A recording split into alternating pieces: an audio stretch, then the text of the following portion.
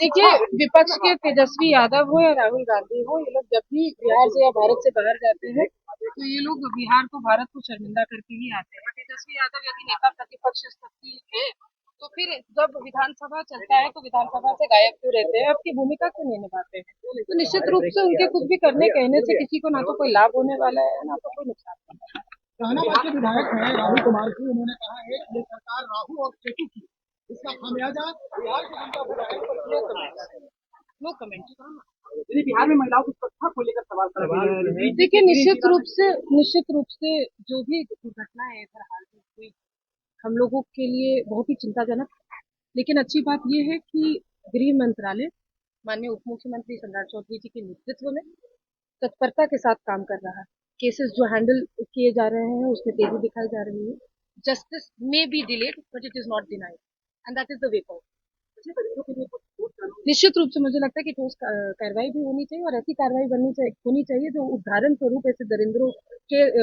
का उदाहरण बनाकर आगे बिहार और भारत में इस तरह की घटनाएं ना हो, इसको टोटली कर्व करना चाहिए। साथ ही साथ चाहती हूँ आप लोगों को आपके मीडिया के माध्यम से ये भी बता दो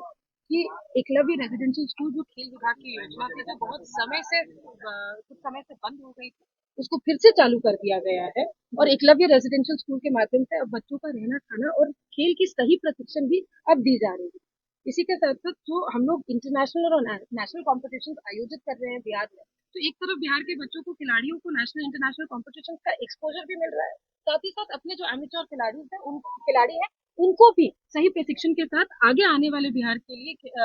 मजबूत खिलाड़ी बनने के लिए तैयारी भी की जा रही है।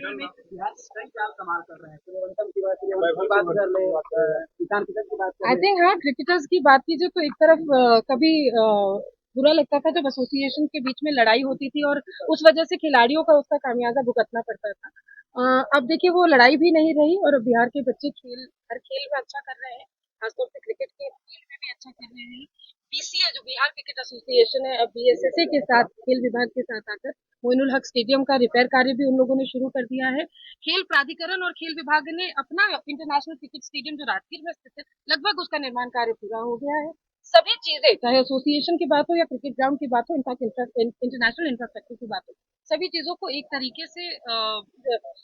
नियमित किया जा रहा है और मुझे लगता है कि आने वाले समय में एक मजबूत नींव खिलाड़ियों की बिहार में रखी जाएगी और अच्छे खिलाड़ी खेल प्रेमी निकलते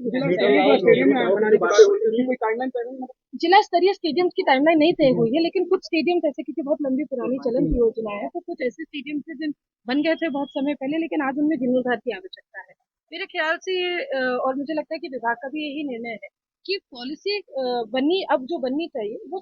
ब्लॉक लेवल स्टेडियम्स की ऑपरेशन और मेंटेनेंस को लेकर बनना चाहिए। नया इंफ्रास्ट्रक्चर बनाकर अगर हम उसे बिना उपयोग के छोड़ देंगे तो वो निश्चित रूप से आने वाले समय में उसका वेयर एंड टेयर होगा। तो उसको देखते हुए ऑपरेशन और मेंटेनेंस की पॉलिसी हम लोग इसी साल लेकर आएंगे।